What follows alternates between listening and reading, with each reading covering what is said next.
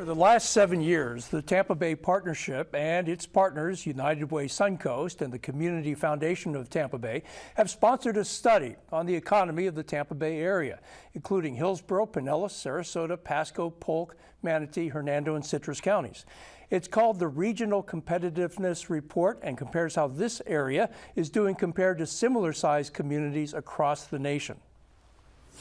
What the study found was that in the last year, Tampa Bay ranks first in net in-migration, with a significant jump of 2.8% over the year before. This region is in the top 5 for attracting people ages 25 to 34, and there's a strong business start rate, putting us in the top 5 among similar-sized communities. Average wages grew by nearly $3,500, or close to 6%. That exceeds the U.S. average. The region is seeing decreases in overall poverty rates. High school graduation rates are up, and attending college in Tampa Bay is a bargain. Students graduate with some of the lowest debt, and graduate tuition is the most budget-friendly option among metro areas of similar size. But housing costs are high, with the average household spending almost 43% of their income on rent or mortgages. That's far above the recommended 30% of a household budget that should be spent on housing. When you add in transportation, the average household spends 57% of their income on just these two items. Overall, the average salary is $60,800 in Tampa Bay. The national average is much higher, $70,300. That average puts Tampa Bay near the bottom of the list of 20 metro areas at number 18. Kindergarten readiness is improving, but only about half of Tampa Bay students are prepared for kindergarten. Third grade reading at satisfactory levels decreased to 47.7% last year. That's more than 7 percentage points behind Jacksonville, which is the leader in Florida. And Bemetra Simmons is the president and CEO of the Tampa Bay Partnership, and she joins us now. Hi, Bemetra. Thanks for coming back to the program. Thank you so much for having me. Is there a number in the study that particularly concerns you or should concern all policymakers here in the Bay Area?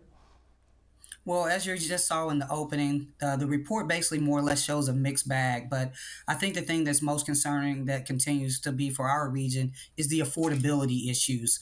Although we saw some improvement in our salaries and we saw some decrease in our housing costs, the amount that our residents are having to spend on housing and transportation before they've even bought a bite of food continues to be a challenge for us here in Tampa Bay. That number is shocking, 57% of a household budget. So what does this mean for policymakers? How do you hope this study is used by policymakers?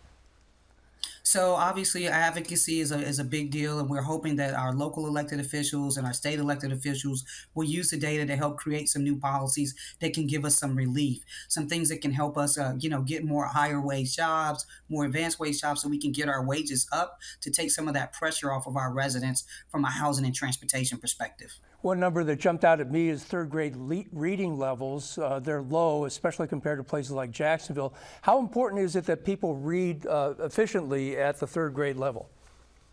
It's a really key metrics. So from kindergarten to third grade is when you learn to read. And then beginning in fourth grade, you read to learn. And so there's a strong correlation between high school graduation rates and your third grade reading levels. What we have seen is that when you have students that are enrolled in school as 3 and 4 year olds, you see stronger kindergarten readiness numbers, and therefore you see stronger third grade reading levels. So hopefully we're going to see some policies that will make it a little bit easier for our families to get those kids enrolled in school at an earlier rate, and we can start to see some incremental progress in our third grade reading levels and ultimately in our talent pipeline long term. So the good news is poverty rates are down in your study, but also the people who are working poor and living below poverty, that's still a pretty high number, 50% of the people in this area. Yeah, that's almost 50% of our residents, but we did see some improvement.